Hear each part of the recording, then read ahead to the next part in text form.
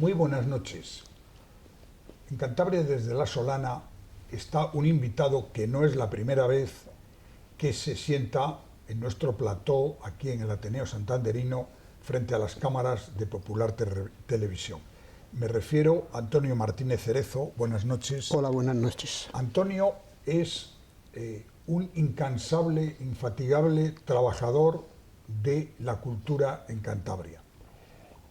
Crítico literario, crítico de arte, ha hecho una obra que es casi ciclópea, como es aquella gran enciclopedia de pintores españoles, que bueno, es una obra de obligada consulta cuando se quiere conocer algo sobre determinados artistas, pero además de eso ha investigado numerosos aspectos de la literatura, de la historia, y sigue trabajando en ello y sigue publicando tanto en el Diario Montañés como en otros medios de comunicación sus trabajos.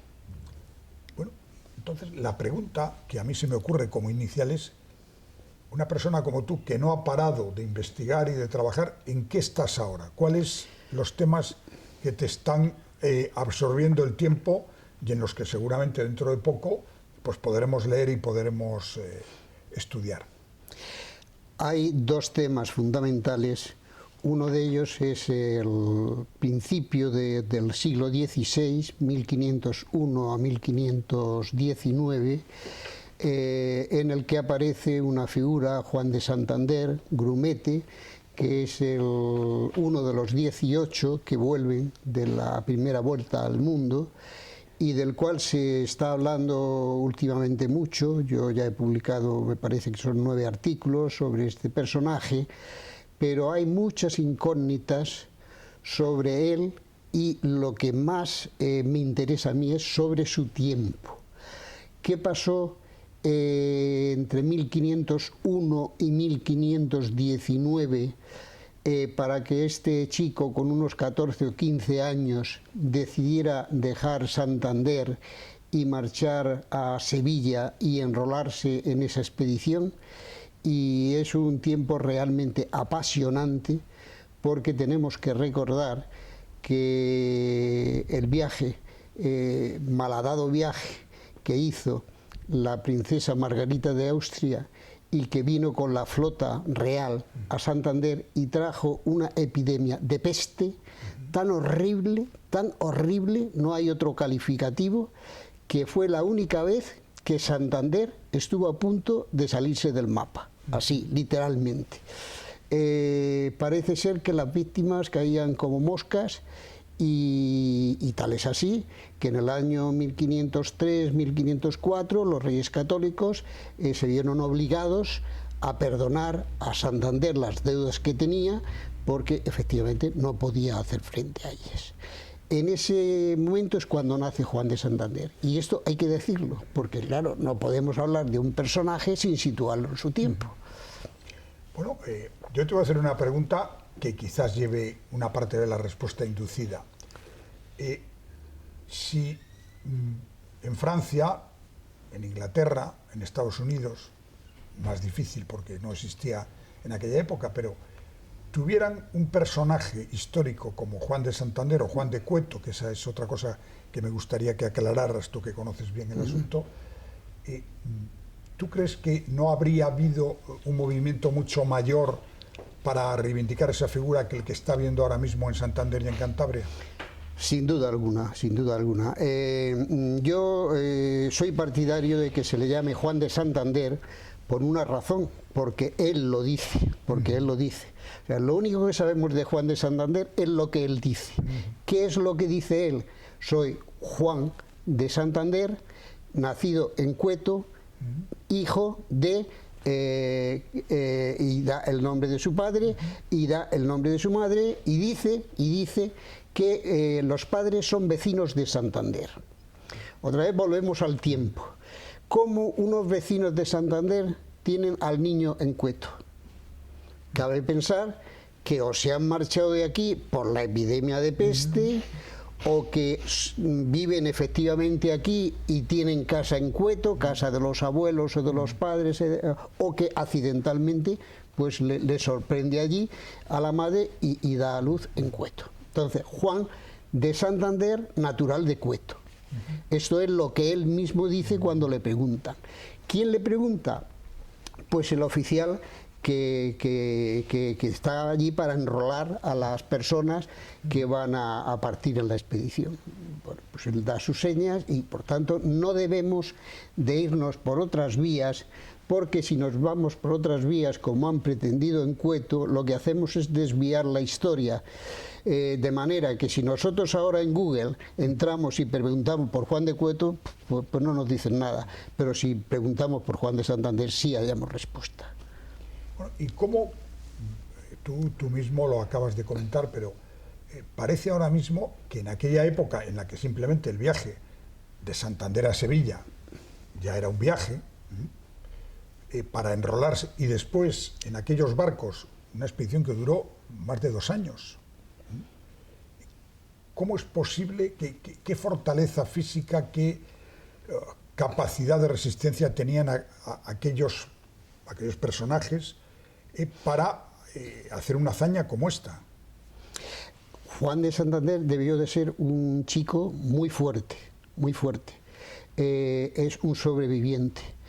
Pero es un sobreviviente que hay que tener en cuenta que el rey, y ahora volveremos a esto, nuestro único emperador Carlos I, que también es importantísimo este asunto, dejarlo bien matizado, determina que vaya 10 grumetes por cada embarcación. Del barco en el que él sale, el único que sobrevive es Juan de Santander, el único. Y regresan de los 18 3 grumetes, es decir, uno de su barco, que es él, y 2 de otros barcos. Por tanto, es un sobreviviente, debió de ser un hombre astuto para bandear las muchas dificultades que trajo consigo el viaje, y por otra parte resistente, puesto que volvió. He hecho mucho hincapié en lo del rey, porque en aquel momento ocurren también 2 hechos para mí sobresalientes. El primero es que, muertos los reyes católicos, viene a hacerse cargo de la corona quien sería Carlos I de España y V de Alemania. El barco estaba destinado a llegar a Santander, pero lo desvió la tormenta hasta Asturias y acabó llegando a Tazón, o Tazones, o Villaviciosa, y de ahí cogió una pequeña enfermedad que le tuvo una semana larga en San Vicente de la Barquera. Es decir, que tenemos que en el año 1517 llega Carlos I a España para hacerse cargo de la corona.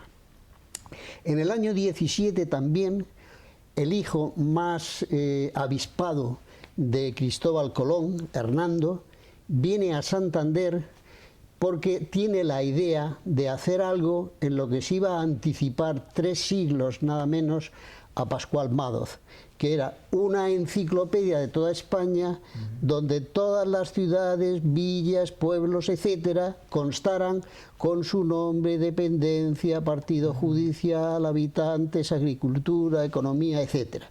Y viene a Santander. Y refiere 2 pueblos, entre otros muchos. Pero los 2 que nos interesan para lo que estamos hablando esta noche es Santander y Cueto. Los 2 los refiere, de una manera expresa. Yo quiero pensar, no lo sé, que Hernando Colón ve por ahí a un mozalbete, y ese mozalbete le pregunta y le dice que qué es eso de que han descubierto, que todavía no tenía el nombre de América, el Nuevo Mundo, y podría ser, no lo sé, que con el propio Hernando Colón se fuese a Sevilla porque él vivía en Sevilla. Es una duda porque no sabemos si fue por tierra o si fue por mar. También se pudo embarcar en Santander de polizón o de alguna otra manera y ir a parar a Sevilla. Y estos 2 hechos son sobresalientes y están en el momento inicial del viaje, o sea, en el 17, y el viaje es en el 19. Es muy posible que efectivamente él se marchara de aquí o fuese en la expedición que trajo consigo Hernando Colón. Bueno, como tú acabas de decir ahora, estamos conmemorando el inicio de esa vuelta al mundo, pero como duró más de 2 años, tenemos 2 años largos para poder seguir estudiando, trabajando y poniendo en valor esta hazaña, en la que además hay un santanderino como coprotagonista de la historia. Volvamos un poco más al presente. Precisamente ahora, en el mes de diciembre y luego en el mes de enero, hay otras 2 efemérides que yo creo que tienen interés. Una es el centenario de la muerte de José Estrañi, el periodista que creó El Cantábrico y que escribió las famosas pacotillas. Y por otro lado, en enero, también el centenario de la muerte de Pere Galdós, un gran escritor español, pero muy vinculado a Santander. ¿Cómo ves tú estas 2 figuras y cómo crees tú que debería de Cantabria abordar esta conmemoración? Bien, el tema del periodismo en Cantabria fue muy bien estudiado en su momento por Simón Cabarga. Y cuando digo bien estudiado, quiero decir concienzudamente estudiado, pero insuficientemente estudiado, porque ha pasado tiempo y evidentemente han ido surgiendo pues papeles que andaban por ahí perdidos y que hay que poner de nuevo sobre la mesa y estudiarlo de una manera concienzuda. Uno de los grandes periodistas efectivamente fue Estrañi, pero no debemos de olvidar una figura que para mí es capital, que es José Antonio del Río Sáinz, abuelo del célebre Pic. Y hago mucho hincapié en esto porque siempre que voy a una biblioteca y pido un libro de José Antonio del Río Sáinz, me dicen, ¿el Botas? Digo, no, el Botas no, el abuelo del Botas.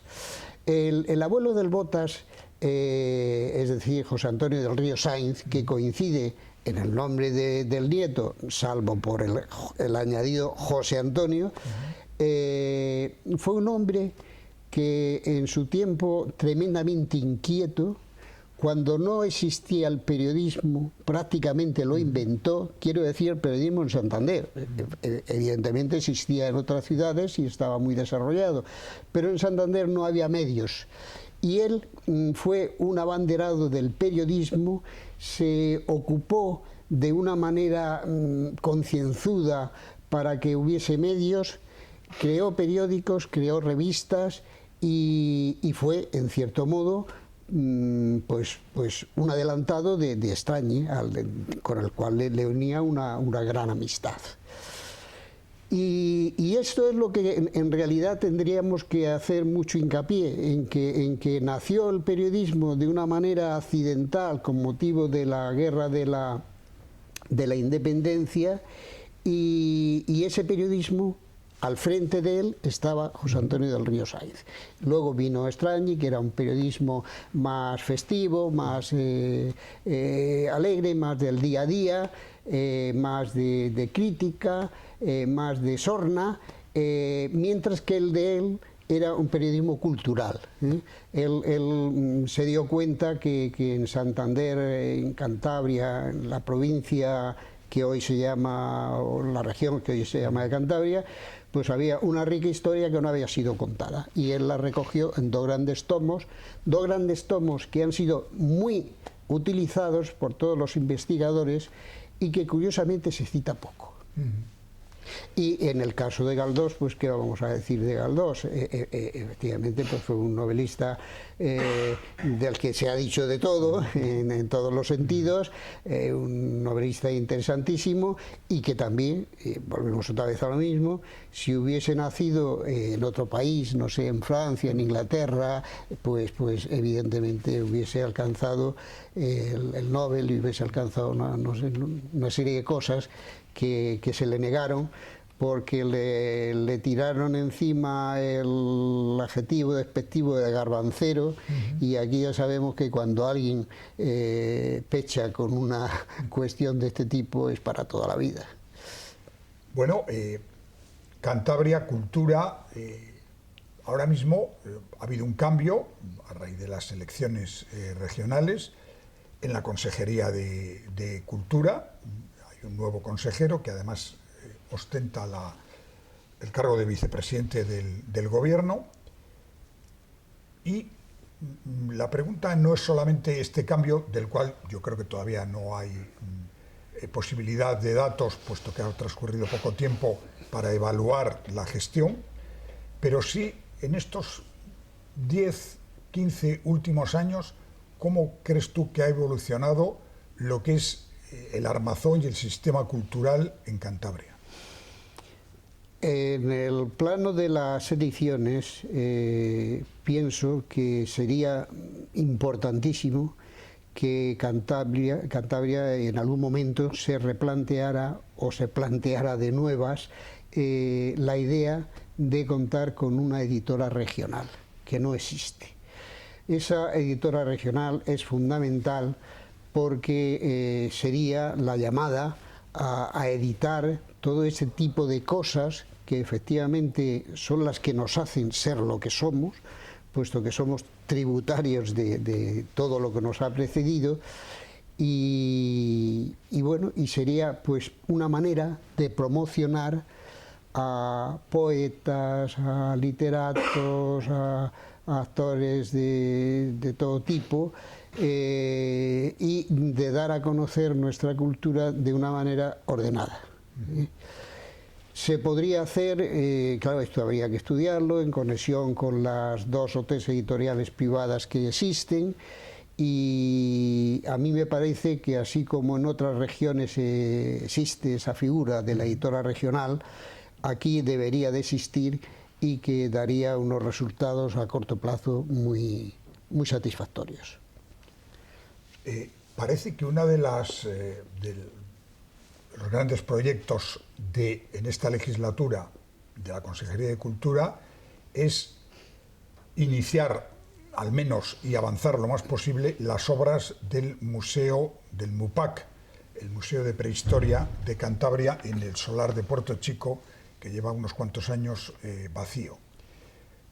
¿Cómo ves tú este proyecto, que lógicamente de abordarse sería el gran proyecto desde el punto de vista de inversión, de dinero, y al mismo tiempo, bueno, de faro de la cultura? Bien, pues cuando se habla de la prehistoria,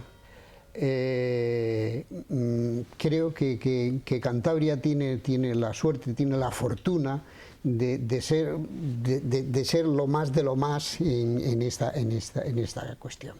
Y hay todavía muchas dudas que no han sido despejadas. Por ejemplo, don Marcelino Sández Autuola, cuando hace sus primeras visitas a las cuevas, encuentra que hay una gran cantidad de útiles de uso, los que utilizaban aquellos individuos precedentes nuestros, que están hechos en una piedra que a él le llama la atención y que no conoce que exista una cantera aquí. Esa piedra es el siles. El siles empieza a recoger, bueno, pues ve, y dice que son de fuera de la provincia. Y esto le hace en él nacer una idea que luego recogería el padre Carballo, y es que si efectivamente hay útiles realizados en una piedra que no es de una cantera local, necesariamente han sido importados. Y esto le hace pensar que ya hay una especie de incipiente manera de comercio. Bueno, pues todo este tipo de cosas han sido evidentemente estudiadas, pero en conjunto no. Y nos dejan ahí una serie de incógnitas que nos podrían llevar a que fuese muy positivo el explicarlo en este MUPAC. Para mí, todo lo que se haga por la prehistoria en Cantabria me parecerá siempre poco, porque es tanto lo que tenemos y es tan significativo y es tan importante que evidentemente merece la pena redoblar todos los esfuerzos para conseguir ahí lo más que podamos. Pues muchas gracias a Antonio Martínez Cerezo por esta conversación, por esta entrevista, y desearle que esa investigación que todavía sigue viva sobre Juan de Santander y sobre las grandes figuras de la historia literaria y también sociológica y económica de nuestra región, sigan pasando por sus manos para enriquecer nuestro patrimonio cultural. Muchas gracias y buenas noches. Muchas gracias por llamarme.